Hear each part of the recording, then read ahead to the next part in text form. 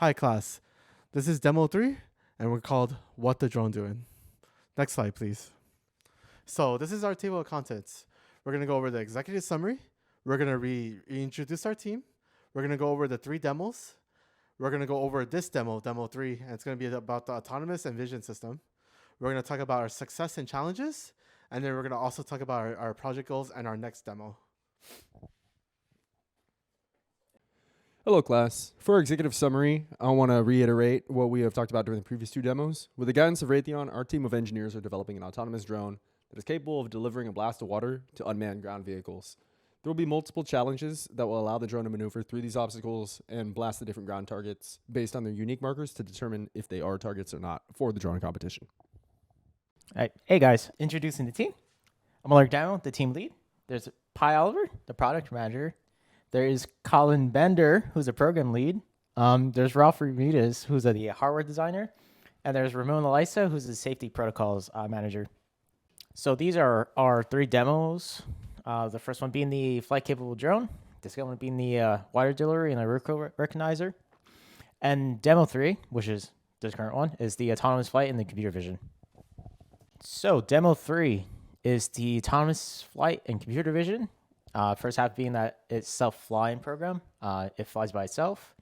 And with the GPS, it aids in maintaining the flight of the given area that we gave it. The RUCO marker and object detection. RUCO marker is from demo 2, which is the water gun. RUCO marker indicates if it's a friend or foe. But now we have a LiDAR module for object detection. Originally we had a front camera involved, but we don't want to use that anymore because it's not 360 over the LiDAR, which is a 360 object detection situation. Hello. So we have 4 criteria for success that we're measuring our drone's performance with. The first one being self-flight. If successful, then we should be able to tell that our drone flew autonomously without us controlling it and that no collisions occurred during its flight. For our second criterion, we have ID verification. If successful, then the trigger signal is sent to the water pump only when the correct RUCO ID marker is detected for the ground vehicle that we are currently targeting.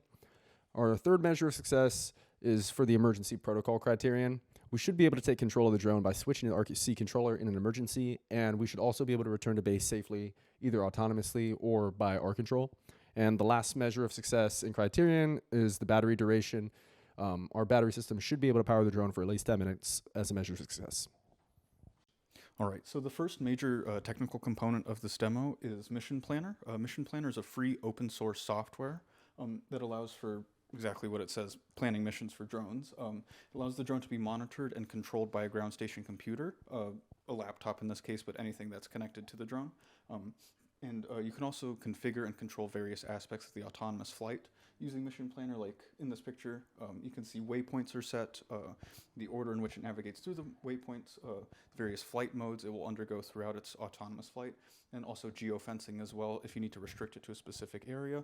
A lot of these things are necessary to meet FAA regulations, so it's really useful to be able to have these tools.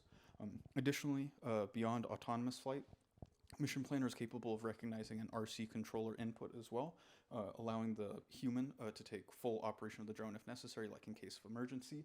And the last major component of it is that it, as you can see in the bottom, it logs all sorts of telemetry data. So like if you need to check coordinates, the kinematics of the drone itself, and the battery level as well.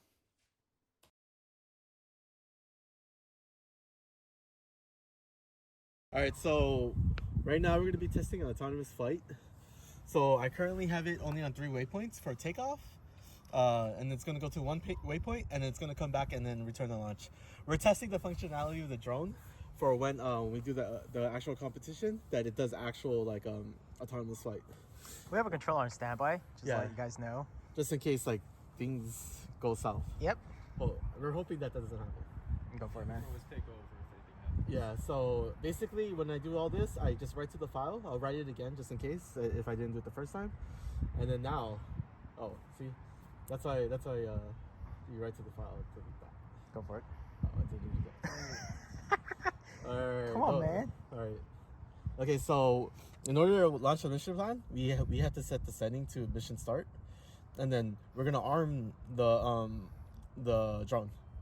But first, we look around, see anyone's around, everything looks safe, and then we can run the mission. I'm gonna gonna launch the mission right now. Go for it, man. Oh, it just turned off. Alright, I'm gonna arm it again. You look around, see anything good? Are we good? Clear? And it should fly.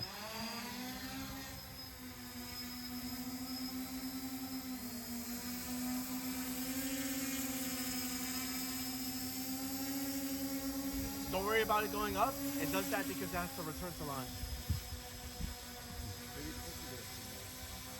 No. It does. It's fine. So Trust right it. now, it just did it. It did it waypoint. It went up to the left, and then I had it set so it goes to return to launch. When it does return to launch, it goes up as high, I believe about 4 or 5 meters up, Yeah, it does that by standard, yeah. and then it's gonna slowly go down, and it's gonna land, and it's gonna turn off once it lands.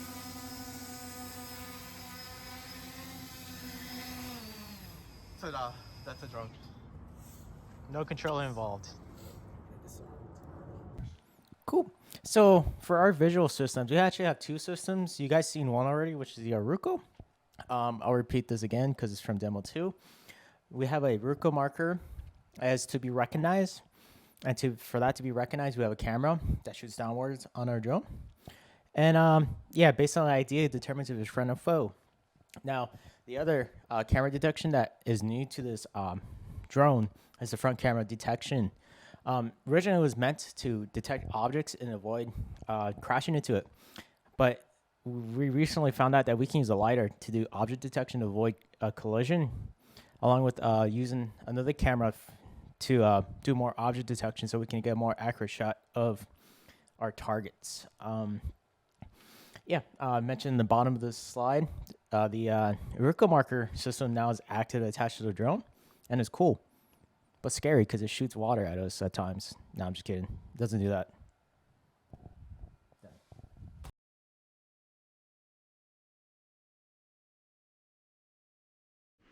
Oh, hey guys. I'm just gonna showcase the Ruko real quick. This is practically demo 3, but on the actual drone now. So I have a program on that side. There's the Ruko being noticed with the distance measured on there and whatnot. So I'll get this closer. As you can tell, there's the X, Y, and Z axis, distance, ID being identified, and all that good stuff. Now then, now if I hit the R, which is a reset, and then see if I can actually get a shot, it should spout out water. And then yeah, in the cup there's water. Yeah, that's the general idea of the Ruko with the water gun. So we have the United Systems and simplification of saying, hey, everything's on the drone now. So with the ground team's aid, we're able to test our drone and see if it's accurate enough to shoot targets. It's a little off, but it does the job. So ground target, which is the ground team's vehicle. In the video, we're gonna show it as like it's in a bucket. I don't know how to describe it, but it's covered for its protection. But if both systems were designed correctly, it should do what it's supposed to do. Take the hit, and we're supposed to give the hit. Now we have a landing system. The autonomous flight system is supposed to fly over things and land in front or anywhere else. For our demo video, that should come up in a little bit, we land in front of the targets just for safety stuff. The Ruko, if the drone flies over a Ruko, detect it and act on it.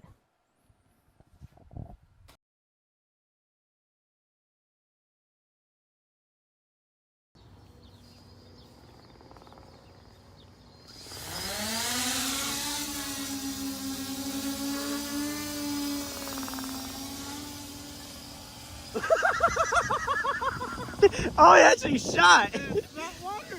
It shot, dude. It shot water, bro.